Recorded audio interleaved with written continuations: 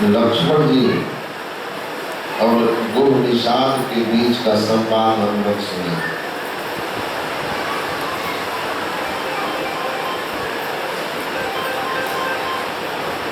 लक्ष्मण जी के संबंध में आपने सुना हमारे श्रद्धेय स्वामी श्री निरंजन बाबा से कि ज्ञानी पुरुष की भूमिका में और गुरु निषाद एक सामान्य मनुष्य की तरह।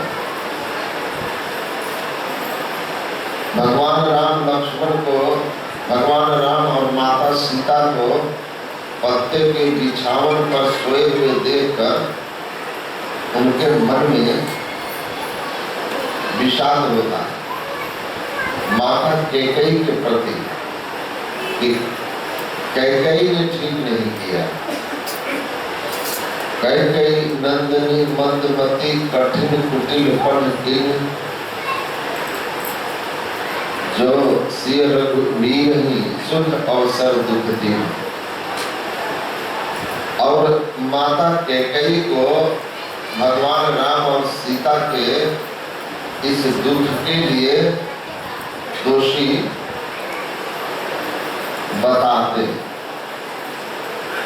और यहाँ लक्ष्मण जी सहमत नहीं होते, अपनी असहमति जताते हैं गुरु निषाद से और कहते हैं कि नहीं, आपके विचार से हम सहमत नहीं, जो आप कह रहे हैं कैकेयी के लिए वह सही नहीं। दुख कोई किसी को देता नहीं है। काहू न को सुख दुख कर दाता, निजकृत कर्म भोग सुनो भ्राता। ज्ञानी है बोले लखन मधुर मृदुबानी, ज्ञान विराग भगति रसानी। ज्ञानी भी है, वैरागी भी है और श्रेष्ठ भक्त भी है। इसलिए कर्म के रहस्य को समझ रहे हैं। ऐसी बात नहीं है, प्रत्येक मनुष्य को उसके किए हुए कर्मों का फल भोगना होता है। हमारे जीवन में जो कुछ भी अच्छा और बुरा होता है, हमें दिखता कोई और है, इस पर सीधे नहीं आकर के दंड देते, किसी न किसी माध्यम से हमें दंडित करते हैं। और वह माध्यम भी वही होता है जिसको हम कभी माध्यम बन करके दंड दिए होते हैं, दुख दिए होते हैं, सुख दिए होते हैं। तो कहते हैं आप इस पर निश्चित रहे। भगवान कृष्ण ने भी अपने पिता जो नंद जी थे उनको समझाते हुए कहा था कि कर्म ही प्रमुख है। कर्मणा जायते जन्तु कर्म नैव विलीयते, सुख दुखम भयम क्षेमम कर्म नैव विपद्यते। अपने कर्म से मनुष्य के जीवन में सुख आता है, दुख आता है, या किसी का जन्म किसी श्रेष्ठ परिवार में, अमीर परिवार में, या किसी का गरीब परिवार में होता है। जीवन सुखद दुखद और मृत्यु भी सुखद और दुखद मनुष्य के किए हुए कर्मों के फल है। हमारे पूर्वकृत कर्म से हमारे यह जीवन तय हुआ है, लेकिन अन्य योनि में जो जीव हैं वे सब भोग योनि में, उन पर केवल भाग्य है, केवल भाग्य है, केवल प्रारब्ध है। उसके अनुकूल उनको चलना है, भोगना है। मनुष्य परमात्मा द्वारा निर्मित जो मानव तन है, यह केवल भोग योनि नहीं है, यह कर्म योनि भी है, अर्थात मनुष्य को नए कर्म करने की छूट है। अन्य योनि में कोई छूट नहीं। जो बन के भाग्य तय हुआ उसके अनुसार उनको चलना है, भोगना है। मनुष्य को भगवान ने नए कर्म करने की और साथ ही साथ पूर्वकृत कर्मों को जो संचित है उनको नष्ट करने की और अपने भाग्य प्रारब्ध के प्रभाव को कम करने की छूट है। ये सारी व्यवस्था, इसीलिए मनुष्य शरीर बड़ी महिमावान है। देवता का शरीर भी केवल पुण्य भोग के लिए मिलता है। अब पुण्य छीन सोई देव स्वर्ग से नरक में। तो हम लोग जिस शरीर में हैं, इसकी एक महिमा है कि हम कर्म करने के लिए एक सीमा तक स्वतंत्र हैं। और भगवान ने कहा भी कि कर्मण्येवाधिकारस्ते, कर्म करने का अधिकार मनुष्य को है। मां फलेषु कदाचन, लेकिन फल का नहीं। फल तो आपके शुभ अशुभ कर्म के अनुसार भगवान देंगे। फल पर अधिकार हो जाए तो कर्म करेंगे पाप और फल लेंगे पुण्य का। इसीलिए भगवान ने कहा कि ये हमारे हाथ में होगा, करो तुम तय हम करेंगे। कि शुभ था अशुभ था, पाप था पुण्य था, उसके अनुकूल आपको फल मिलेगा। राम झरोखे बैठ के सबके मुजरा ले, और जाकी जैसी चाकरी ताको तैसी दे। मैं एक जगह अखिल भारतीय का जब शताब्दी समारोह हो रहा था तो हमको कटिहार जिले में दिया गया था भार कि वहां से आप चंदा कराएं। तो वहां के कुछ लोगों के साथ एक गांव में गए थे चंदा के लिए। तो चंदा जैसे सत्संगी था उनके यहाँ ले लिए, दूसरे के यहाँ गए, वहां लिए। फिर ये लोग चलने लगे तो बड़ा अमीर आदमी था, बहुत बड़ा दरवाजा, बड़ा मकान, 2-4 ट्रैक्टर, कई नौकर चाकर, और वो आदमी बैठा हुआ था। तो मुझे लगा कि मकान मालिक ही है, तो मैंने कहा चलिए इनसे भी ले लें। तो उन्होंने उन लोगों ने कहा उधर देखो मत कीजिए, चंडाल है चंडाल, 1 पैसा नहीं दिया आज तक, उल्टा डांट फटकार कर देता है चंदा मांगने कोई जाता है तो। कहता है धर्म के नाम पर हम 1 पैसा नहीं देने वाले, ये सब फालतू है, कभी किसी को नहीं दिया। तो मैंने कहा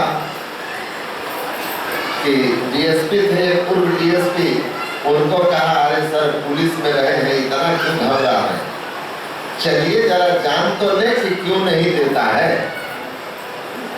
तो उनके गांव के जो थे वो कहते हैं कुछ उल्टा सीधा बोल देगा। हम बोले आपको नहीं पता, शास्त्र में लिखा हुआ है भिखारी और सन्यासी का कोई सम्मान नहीं होता।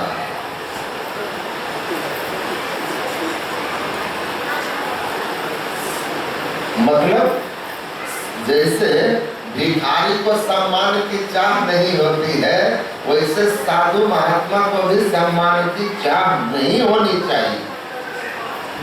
चले तो जाने तो आखिर क्या है, 2-4 शब्द कह देगा और क्या करेगा, कह देगा भागो, तो क्या बिगड़ जाएगा। आप लोग इज्जत को इतनी छोटी चीज क्यों समझते हैं कि किसी के फटकार देने से वो खत्म हो जाएगा। इज्जत बड़ी ऊंची चीज है भाई, ये बड़ी ऊंची चीज है। ये कोई साधारण आदमी के फटकार से नष्ट नहीं होने वाली। और चलिए मैं गया आराम से, तो वो एकदम ऐसे देख रहे थे। मैंने कहा बैठो क्या, तो कहा हाँ बैठिए बैठिए। तो कहाँ आए हैं, हम बोले हम भागलपुर आश्रम में रहते हैं और शताब्दी समारोह है, उसी में हम लोग चंदा लेने आए हैं। हमारी संस्था के 100 वर्ष हो रहे, तो बड़ा विराट भव्य रूप से आयोजित किया गया है। कहा आपको बताया लोग नहीं क्या मेरे बारे में? तो बता ही दिया होगा अपने गांव वालों को ऐसे दिखाकर। कहा हाँ ये लोग हमको बताए कि आपके बारे में लोगों ने बताया। तो मैं कहा चल के जानूं तो कि ये आखिर दान क्यों नहीं करते, धर्म में दान क्यों नहीं देते हैं, जानना तो चाहिए ना। तो बोले नहीं मैंने तो आज तक दिया नहीं, न देने वाला हूँ। मैंने कहा अच्छा ऐसा कीजिए, एक गिलास पानी पिला दीजिए, हम आए हैं तो बोले हाँ हाँ। नौकर तो बोला अरे जाओ पानी लेके आओ, जग अच्छी तरह से सर्फ से मान लेना और मालकिन को कहना बक्सा से नया गिलास निकाल के दे, साधु है। पानी लेकर के आ गया, पानी लेकर आ गया, हम पानी पी लिए। हम बोले कि आपको धन्यवाद पानी दान करने के लिए। पानी तो दान किए ना भाई, पानी दान करने के लिए। कहा इसमें कौन पैसा लगा? हम बोले नहीं नहीं, ट्यूबवेल को बिना पैसा दिए ट्यूबवेल थोड़ी ना गड़ा गया, ट्यूबवेल गाड़ने में पैसा लगा है। अच्छा कोई बात नहीं। और जो आप स्टाफ रखे हैं उसकी सैलरी देते हैं ना, तो उसमें टाइम जो है वो आपका काम करने के लिए है, और उसमें हमको पानी पिलाया तो वो भी सैलरी तो कुछ हमारे हिस्से में दान हुआ ना। अब तब बोले कि वैसे मैं जा रहा हूँ, लेकिन एक बात आपने झूठ बोला कि मैं आज तक कभी दान नहीं किया। तो उन्होंने कहा क्या झूठ बोले, पूछ लीजिए। मैंने कहा कि हाँ ये कहिए। मैंने कहा ये मकान किसने बनाया है? पुराना मकान था, पूछता ही नहीं। कहा मेरे दादाजी ने। मेरे पिताजी इसके ऊपर 2 मंजिला करवा दिए और पुताई उताई हम करवाते रहते हैं, अप टू डेट रखते हैं, करीब 50 साल पुराना है। मैंने कहा मतलब आपका जन्म इस घर में हुआ? तो हाँ। आप बोले कि हमने आज तक नहीं दिया। तो दिया नहीं तो आपका जन्म यहाँ कैसे हुआ? ये बगल में भी हो सकता था, झोपड़पट्टी की ओर दिखाकर बोले वहां आपका जन्म क्यों नहीं, यहाँ क्यों हुआ? मैंने कहा हाँ ये आप बोल सकते हैं इस जन्म में हमने नहीं दिया, लेकिन कभी नहीं दिया ऐसा नहीं बोल सकते। पिछले जन्म में दिए थे, शास्त्र में लिखा हुआ है भूत प्रदो मंडलाधीशा सर्वतो सुखी अन्नदा तोय रूपा तोय दाता स्वरूपा सात पुष्टाश्च नन प्रदो भवे। मैंने कहा लिखा है शास्त्र में कि जो जमीन का एक छोटा अंश भी धर्म में या किसी की मदद में, मंदिर निर्माण में दान कर देता है, वह अगले जन्म में किसी जमींदार घर में जन्म लेता है।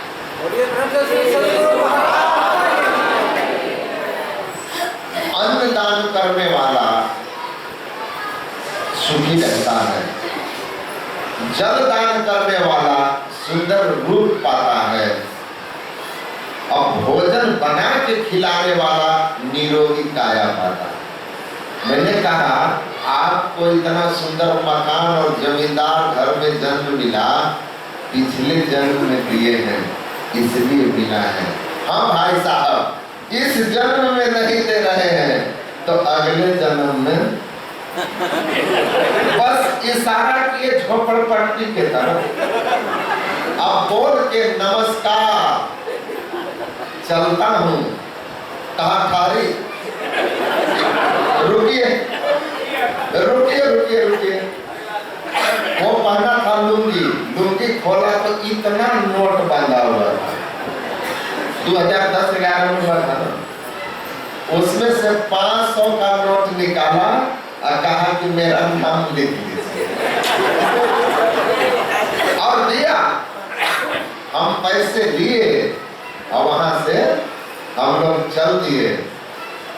वो बोले और कुछ नहीं, लेकिन अपने गांव के जो उनके रिश्ते में भाई भाई लगता था किसी रिश्ते से, उसको बोलता है अरे अब जो तो होता तो आके ले लिए ले लिए। तो भाव मेरा है कि नहीं दे रहे हो, दिए हो तो मिला है, अभी नहीं दे रहे हो तो आगे नहीं मिलेगा, क्योंकि आप मनुष्य हैं। तो यहाँ जो भी मिलता है कर्म का फल ही मिलता है, सुख दुख जो भी। तो लक्ष्मण जी यही बात समझा रहे हैं। साथ ही साथ यह भी कह रहे हैं कि ये जो कुछ भी देख रहे हो ना, जोग वियोग भोग भरमंदा हित अनित मध्यम भ्रम फंदा, ये जो कुछ संसार में सुख दुख देख भी रहे हैं ना, ये अज्ञान अवस्था की भोग है। मतलब अगर हम सुख मान रहे हैं कुछ पाकर, तो यह भी मानो स्वप्न देख रहे हैं। अब दुख भी पाकर दुखी हो रहे हैं, तो दुख भी स्वप्न में ही, असुख भी स्वप्न में। मतलब संसार स्वप्नवत है, इसके सुख दुख स्वप्नवत है। सपनों पर भरोसा नहीं कर सकते, क्योंकि सपना का नेचर ही होता है टूटता है। सपना टूटता ही है ना, उसका नेचर है। तो सुख को दुख में और दुख को सुख में बदलने में ज्यादा समय नहीं लगता। संपत्ति विपत्ति विपत्ति सो संपत्ति देह धरे का यही स्वभाव। एक कहानी पढ़ा था मैं कन्फ्यूशियस के प्रेरक प्रसंग में कि एक राजा सोए हुए थे, स्वप्न देख रहे थे कि हमको 5 पुत्र हैं। नौजवान राजा थे, शादी के 2 साल भी नहीं हुए थे, और स्वप्न देख रहा है कि 5 पुत्र हैं। अब पांचों के साथ खेल रहा हूँ, कोई पीठ पर चढ़ता है, कोई उधर भागता है, मतलब 5 बेटों के साथ राजा खेल रहे हैं। अब बड़े खुश हैं। उस जमाने की बात है जब लोगों को पुत्र से पेट नहीं भरता था, जैसे आज के लोगों को धन से नहीं भरता। अब तो एक ही छक्का छोड़ा दे रहा है, तो 5 को तो झेल न पाएगा, है ना। कहा 5 बच्चों के साथ खेल रहा है, बड़ा खुश है, 5 बेटे। तभी दासी आती है, कहती है राजन राजन राजन, आपको पुत्र हुआ। रानी गर्भवती थी, उनको पुत्र हुआ।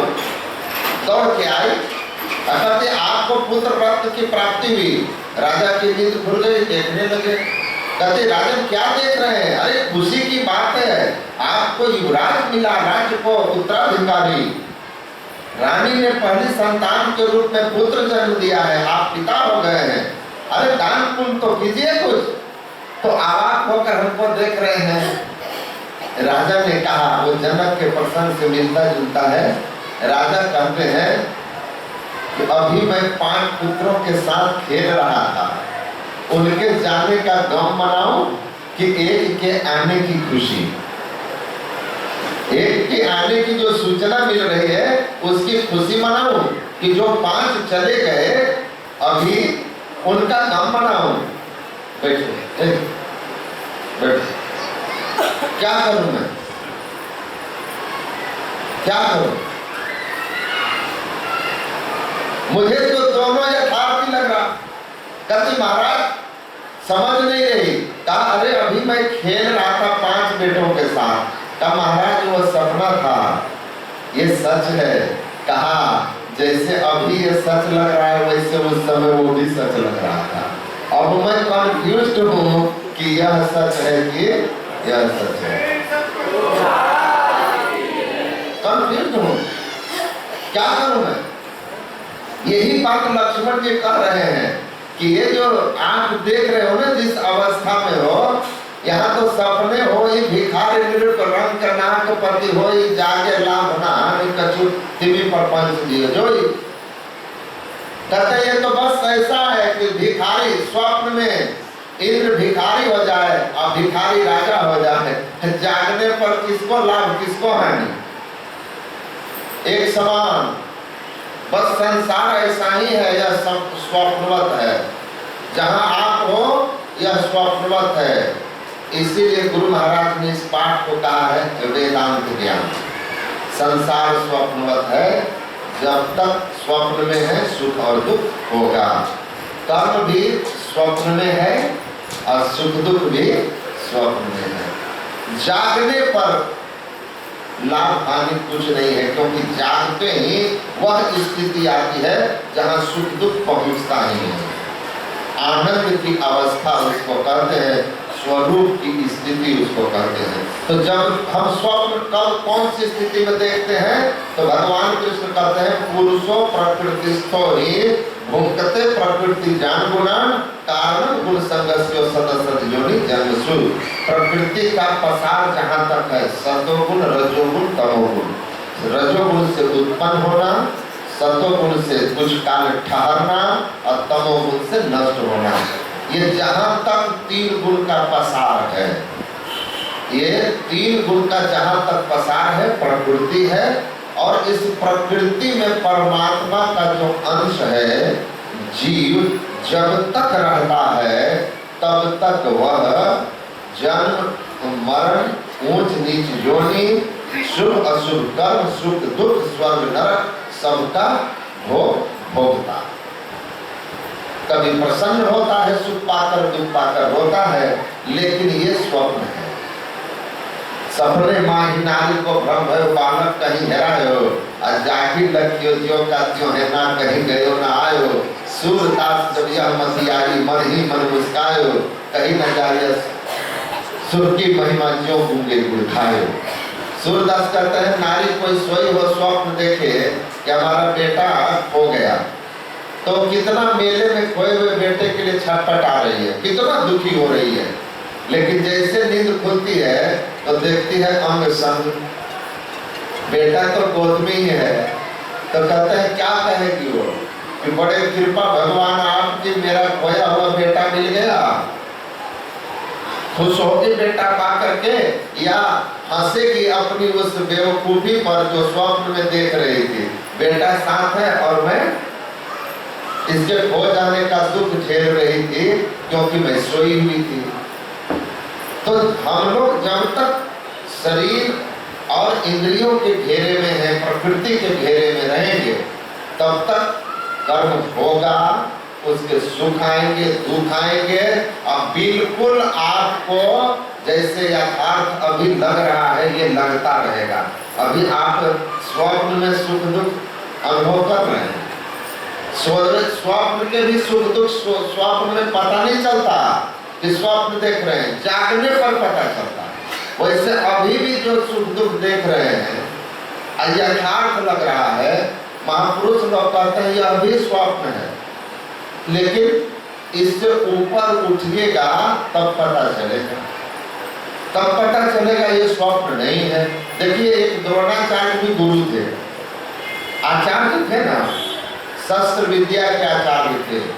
आजकल जैसे स्कूल में शिक्षक होते हैं ना, वो आचार्य होते थे, ऐसे उनका पुत्र के मर जाने की झूठी सूचना मिली कि अश्वत्थामा हतो इति, देखा भी नहीं पुत्र की लाश, लेकिन इतने विचलित हुए कि अस्त्र शस्त्र रख दिए, हाथ कांपने लगा, पैर कांपने लगा, इतनी साहस नहीं पुत्र की मृत्यु का समाचार इतना कमजोर कर दिया कि सेनापति थे वो कौरवों के, अपने धर्म से च्युत हो गए, सेनापति का काम छोड़ दिया और बैठ गए युद्ध भूमि में, जबकि सेनापति थे उनको लड़ना और उनको मार दिया दुश्मन ने, लाश भी नहीं देखी। और एक गुरु जिसको हम लोग सदगुरु कहते हैं, गुरु गोविंद सिंह जी महाराज थे, फतेहगढ़ के किले पर बैठ करके अपने दो बेटों को युद्ध करते हुए शहीद होते अपनी आंख से देखे, और शहीद होने पर उन्होंने कहा शाबाश बेटा, जिसके लिए उनको मानव शरीर मिला था वो सार्थक हो गया। धर्म के पथ पर चलते हुए जीवन का उत्सर्ग हो जाना ही जीवन की, मानव जीवन की सफलता है। मुहूर्तम अपनी प्रज्वलितम श्रेयो धूमायति सहस्रयम, एक क्षण आकाशीय बिजली बनकर अंधकार में चमक के किसी भटके हुए को रास्ता दिखा के मिट जाना हजारों वर्ष तक अंधकार और धुआं बन के आकाश में छाए रहने से श्रेष्ठ है। भगवान बुद्ध कहते हैं एक क्षण का धर्म का जीवन, एक दिन का धर्म का जीवन हजार वर्ष पाप के जीवन से करोड़ों गुना श्रेष्ठ है। और शेक्सपियर ने भी लिखा है कि इस spark just a moment like thunder is million times better than twinkling in the sky। आकाश में हजारों वर्ष तक धुआं तारों की तरह टिमटिमाते रहने से अच्छा है कि एक क्षण आकाशीय बिजली बन के चमको और किसी को रास्ते का अंदाजा बता के मिट जाओ। मतलब परहित में, धर्म में, परोपकार में, सत्य के पथ पर बिताया हुआ एक क्षण भी कितना महान है हमारे लिए। ऐसे जीवन अब कछुआ की तरह 300 या अजगर की तरह 1000 वर्ष जीने से तो अच्छा है कि 18 वर्ष की उम्र में खुदीराम की तरह फांसी पे लटक जाओगे उसके लिए। यह 32 साल में पूरी दुनिया हिलाकर शंकराचार्य चले गए। 31 साल में स्वामी राम तीर्थ और 39 साल का जीवन विवेकानंद जी महाराज का, लेकिन कैसा दिव्य जीवन था। तो माता लोग कहे कि हमारे तरफ कुछ नहीं बोले, लक्ष्मीबाई 30 साल में ही शहीद हो गई थी। तो ये महान जीवन है। तो उन्होंने कहा शाबाश बेटा, जीवन सार्थक हो गया। शरीर का जन्म और मरण होता है, आत्मा का नहीं होता। आत्मा का तो केवल ट्रांसमाइग्रेशन होता है।